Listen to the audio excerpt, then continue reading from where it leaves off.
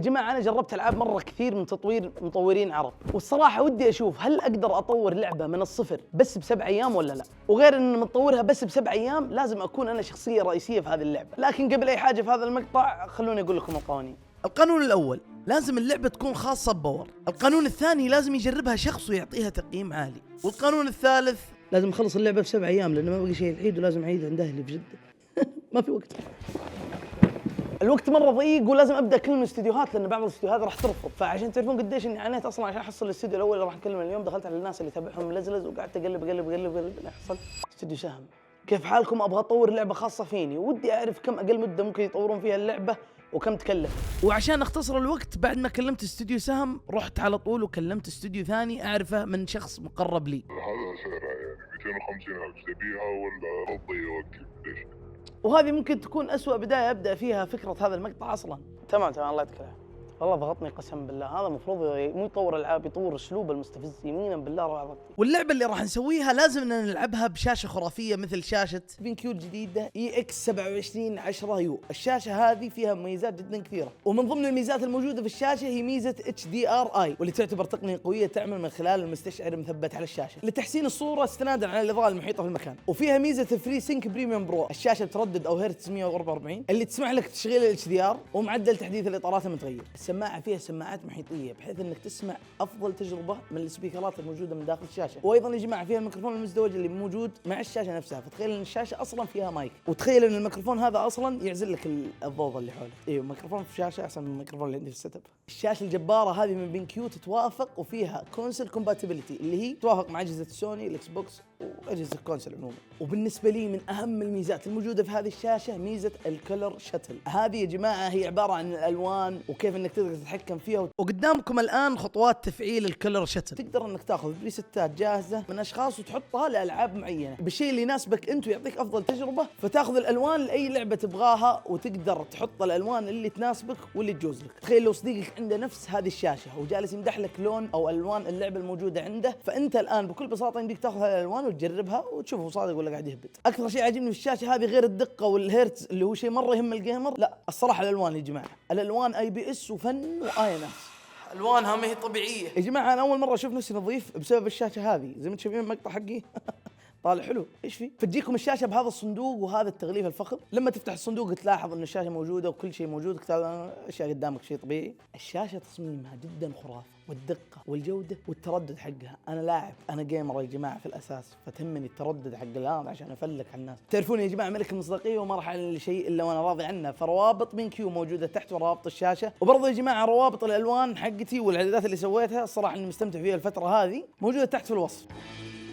اقسم بالله اني غبي يا جماعه. ابو تركي دراكولا منزل مقطع كامل عن انه فتح نافوره اللي هي استوديو تطوير العاب، وانا رايح اكلم واحد قاعد يتعاملني باسلوب زفت. وفي استوديو سهم الله يعطيهم العافيه اتشرف فيهم ورب الكعبه، لكن الان ما ردوا والوقت جدا ضيق.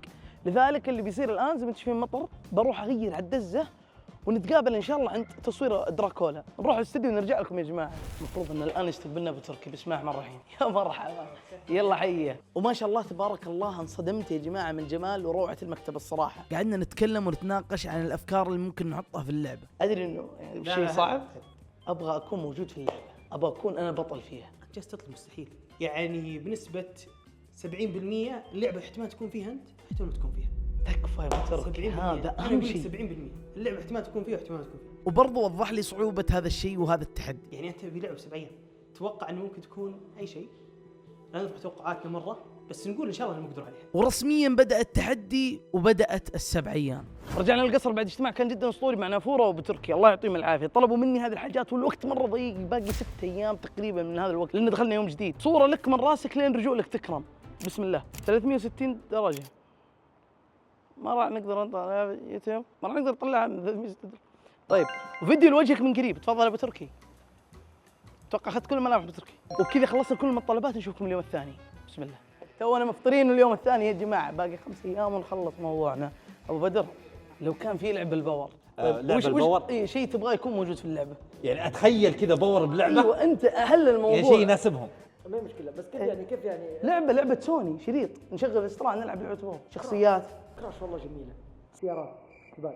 ابغى شخصيه لي تكفى، ابغى واحد سريع تبغى حقق احلامك يعني. اي بالضبط، لانه في الواقع مستحيل. تخيل ماب كذا كأنك في جنوب العزية.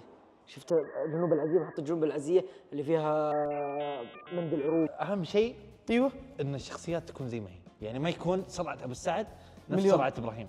عرفت؟ مستحيل. يعني ابيلتي اصلا يعني انت لازم تكون بطيء. معليش. حلو. يب. نفس الماب هذاك، الطريق هذاك جهة الهدى، اقسم برب الكعبة انه جميل. بالله سواها تكفى. في مبرمج عندك يقدر يسويها؟ ايوه بنسويها احنا. لو سويت لعبة الباور تلعبونها ولا لا؟ أكيد. مين الشخصية الرئيسية تكون في اللعبة؟ قول انت. أنا؟ إيه. أوكي أنا الجوت معروف.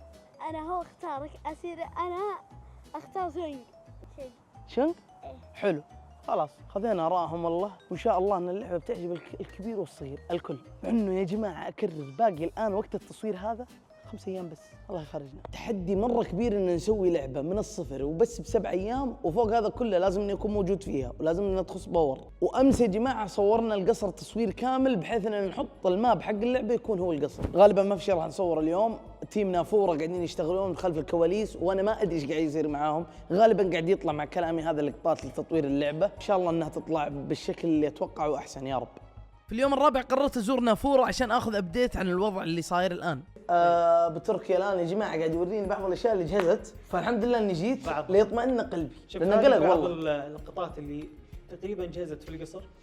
حلو يا سلام. عندك هذه جزء من ملامح والله الشخصيه، بس الحقيقة. ما راح ابين لك وش شقمه والله حلو.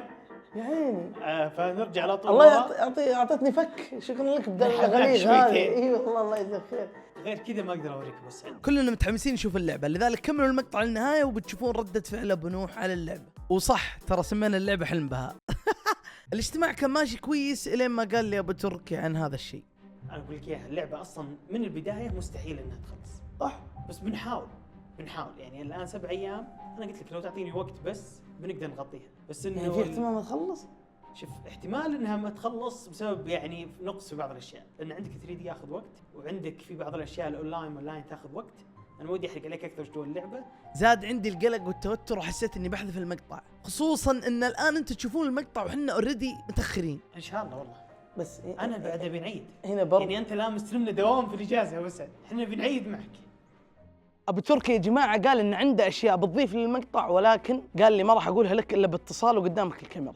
فالان نتصل عليه ونشوف الموضوع. ولازم اوريكم يا جماعه بعد شوي ان القصر صار فاضي. الصدق اني ما اعرف كيف اوصل لكم قديش ان القصر فاضي، ما في الا انا ايوه عندك 3 خيارات صراحه. حلو. ايوه تكون 2 دي. دقيقه يا ابو تركي، دقيقه بالله، موضوع خاص والله وربك. كيف موضوع بجيك والله بجيك. تجيني؟ بجيك بتكون موجود. اني قاعد اشقر. دقيقه انت بتمشي تمشي بترجع الشرقيه ولا لا؟ بكره برجع. بس كل العيال مشوا. انا بكره موجود. بتشوفون ردة فعل ان شاء الله. عندك اللعبه الاولى اللي هي 2 دي حلوين فايتنج جيم. اللعبه الثانيه تتذكر لعبه فرن؟ اي عندك اللعبه الثالثه صراحه شوف هي غريبه، حلوين تحس ان اللعبه شاطحه اما الشالي. وش الفكره؟ اللعبه هي كأنها لعبه رعب على مقلب، فهمت كيف؟ اوكي، اللعبه اللي بنختارها يا جماعه ويا ابو تركي هي اللعبه الثالثه، فهذه اللي بروح معها الصدق ابو تركي. حلوين. انا متحمس يا جماعه، باقي يومين او حاجه مره قليله وان شاء الله ان اللعبه تطلع حاجه عالميه يا رب. ما ينفع اني اروح اجرب اللعبه لحالي، ولازم اجيب واحد من اهم الاعضاء في باور. يلا حيو بي 7. لا هلا يا الله حيه. تعبت والله. ايوه يعني اديت بذمه وضمير ورب الكعبه. والله العظيم هذا يقول الرسول صلى الله عليه وسلم من عمل منكم عمل فليتقن. الله يجزاك خير. فان شاء الله الله يجزاك خير. تورينا اياه انك متقنه بعد. حلو، مشينا بسم الله لانه ما في وقت. انا مسوي لعبه من الصفر تخص باور. ليديز اند جنتلمان. ما والله اني اسف. الله يسعدك الله يسعدك. انا مسوي لعبه من الصفر. تعرف نافوره؟ اي معروف. ساعدونا نسوي لعبه.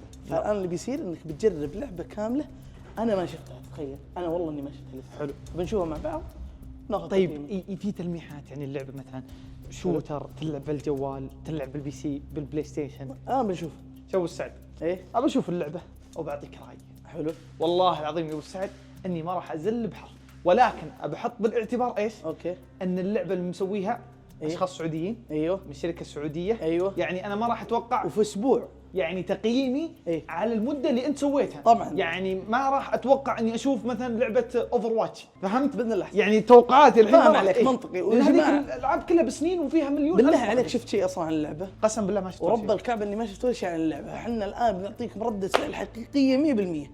بسم الله، والله اني خايف ومتوتر لكن ان شاء الله انه شيء جبار. طيب هذه اول مره بنشوف اللعبه يا جماعه. اوه اصبر بدينا. بهاء نايت مير يا حب، حلم بهاء نصاب حلم بهاء. هذا وش هذا؟ يا مجنون. طيب ايه ورب الكعبه ان نحف منك. اقسم بالله انه احلى مني بعد. شوف توخى الحذر. اوه شو بو مو باور بو. هذا بو. وانا مو مسؤول عن اللي بيصير للشخص اللي بقفل. 3 2 1 ببدا ادور. ابو سعد هذا انت. طيب اسمع اطلع تكفى اطلع ما ينفع تشوف باقي. يا اخي تكفى وشوف، والله يا جماعه اني ما شفت شيء. تكفى بتركي. دقيقة اصلا انت كانك لقيت الدرج وما مشي صح؟ ايوه احنا عدلنا درج جديد في اخر ثواني. قسما بالله انذهلت، وللاسف يا جماعه اني ما راح اقدر اجلس مع ابو نوح وهو يلعب اللعبه كامله، راح اجربها لحالي، فبننتظر ابو نوح يخلص. بيعدلون الان شغله بسيطه، ننتظر ابو نوح يخلص وشوف الموضوع. رجعنا يا جماعه، عدلت كم حاجه بتركي صح؟ عدلنا لانه مثل ما قلت لك انه قبل 10 دقائق قبل ما نجي المكتب احنا تونا موقفين تطوير فيها. حلو. طيب تم تطوير اللعبه في 5 ايام فقط، وهي جزء من التحدي ولا تعتبر لعبه كامله من كامل النواحي. يا سلام. طيب اقول لك شيء. ايش؟ المؤثرات حبيبي حلوه. تعبت وانا احطها. انت مختارها؟ لا توخى الحذر، اللعبه خطيره وفيها مشاهد قد تفاجئك، اللعبه غير صالحه للقلوب الضعيفه. ليتس جو. ابو السعد رب الكعبه انك نحيف. تكفى وانا ابي العب. طفت اللمبات، ابي اركض، شفت ابى فوق. اطلع ابو سعد اطلع ما تشوف ما تكمل باقي. تقول يا عيال والله قهر. انت عندك مهمه يمين بس. عندي مهمه يمين. عندك يمين شو مكتوب؟ قم بالبحث عن خريطه كهرب القصر وقراءتها. هناك. استغفر الله. وش صار؟ استغفر الله، لا اله الا وش فيه؟ طلع له وجهه وتوصل من النوم ولا ايش؟ تكفون يا عيال، يا اخي صرت طرف ثالث في المقطع حقي. ابو السعد ثاني. ما انصحك تدخل بدر، ما انصحك تدخل. اعطيك تلميح انك في 5 مهمات يا بدر ورا الدرج، اكثر من كذا ما اقدر. قرب منها مره. رب الكعبه بيطلع لي والله، انه بيطلع لي والله بيطلع لي، رب الكعبه بيطلع لي. قرب منها بدر. خذيتها. حلو. طيب ليش تخرجني؟ شوف انا ما قلت لك شيء. لا بس كنت يعني انك تبي تخرجني. شوف الحين هي معك صح؟ ايه. طيب في حقيبه في انفنتوري سيستم. هذه جديده. شوف هذا هو مخطط الكهرب عندك، ترى يمكن ما يكون له معنى. والله ما اظن لها معنى صراحه. لا هذه ترى يمديك تلفها. برج التالنت، لازم اضيف اشياء جديده. الحكام RRAS 6 افرد، حضور جمهور وحضور مجاني. هذا ممكن ترى يكون لها دخل باللغز، ممكن ما يكون لها دخل ترى. حبيبي شكلكم انتم مسوينها. خلاص كل شوي يطالع لي واحد. حتى الرأي ما يمديني اسمعه عشان لا يحرقون علي. تفضل ابو. اول شيء يا جماعه لازم نحط في البال انه هذا الشيء او هذه اللعبه اللي احنا لعبناها تطورت تقريبا في 3 إلى 5 ايام، والالعاب بالعاده تتطور تاخذ لها من سنه واكثر عشان تتطور، هذه 3 إلى 5 ايام، فانا تقييمي الان بناء على المده اللي صارت فيها اللعبه. اول شيء رسم الكاركتر حق ابو السعد حلو ممتاز، المؤثرات الصوتيه اللي اختاروها في البدايه بدايه اللعبه انا حسيت برعب، حسيت بخوف، دخلني جو الخوف، فتقييمي بكل بساطة 8 من 10، لأن اللعبة تسوت من 3 إلى 5 أيام، وأتوقع لو استمروا في تطوير اللعبة لشهور أكثر راح تطلع اللعبة لعبة رعب أسطورية ولعبة رعب تخوف، وأتوقع صراحة ممكن الستريمرز يلعبونها في بثوثهم. الحمد لله ابو نوح جرب اللعبه، والصراحه اني ما اعرف ايش قال بالضبط وكيف كانت تجربته، ولكن باقي اني انا اجرب اللعبه، والاهم من اني انا اجربها هو باقي اعضاء باور انهم يجربونها. اكثر شيء قلته في المقطع اني خايف ان اللعبه تجهز والعيال يمشون ويفضل قصر ويروحون يعيدون برا يرجعون لاهاليهم. وتجربتي للعبه راح تكون موجوده في قناتي الثانيه قناه الجيمنج، موجوده في الوصف. لكن الحمد لله انضم الينا ما في احد. بشكلك نجحنا في التحدي، ولكن والله العظيم خاننا الوقت ومشوا العيال. شكرا لكم، لايك واشتراك، جلسة تنبيهات. سلام. ايش ما في؟ لا تروح علي.